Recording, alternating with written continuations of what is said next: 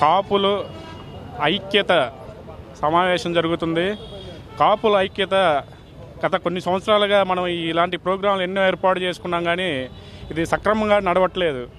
ఈ కాపుల ఐక్యతని ఈరోజు ముందుండి నడిపించడానికి మన కొంతమంది నాయకులు ఈరోజు అన్ని పార్టీల నుండి ఈరోజు రావటం వెంకటేశ్వర విజ్ఞాన మందిరానికి వచ్చారు.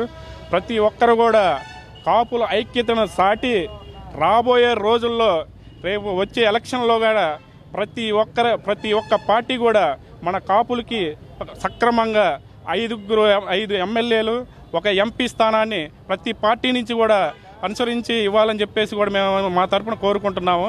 ఈరోజు జరిగే మన గుంటూరు ఉమ్మడి జిల్లా ముఖ్యంగా చూసుకొని ఈరోజు కాపుల ఐక్యతతో ఈరోజు ఈ సమావేశం జరుగుతుంది.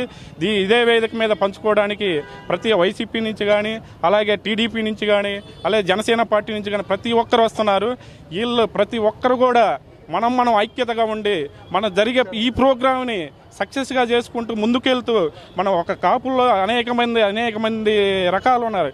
కొద్దిగా తక్కువగా ఉన్న వాళ్ళు ఉన్నారు, అదే మీడియం పరంగా ఉన్నారు. ప్రతి ఒక్కరికి కూడా మన సహకారం అందించుకుంటూ వాళ్ళ ఐక్యత సాటుకొని వాళ్ళందరినీ కూడా అభివృద్ధి చెందే విధంగా చూసుకోవాలని చెప్పేసి ప్రతిరోజు కూడా మనం రేపు వచ్చే ఎలక్షన్లో గెలిచిన తర్వాత, టీడీపీ గెలిచినా కానీ ఏదైనా గెలిచిన తర్వాత మన పార్టీ తరపు నుంచి కానీ ప్రతి ఒక్క కాపుకు కూడా న్యాయం జరిగేలాగా చూసుకొని వాళ్ళ ఐక్యత సాధించుకొని వచ్చే రాబోయే రోజుల్లో రాజ్యాధికారాన్ని సాధించుకొని మన కాపుల ఐక్యత వర్ధిల్లాలని చెప్పేసి కూడా నేను తెలియజేసుకుంటున్నాను.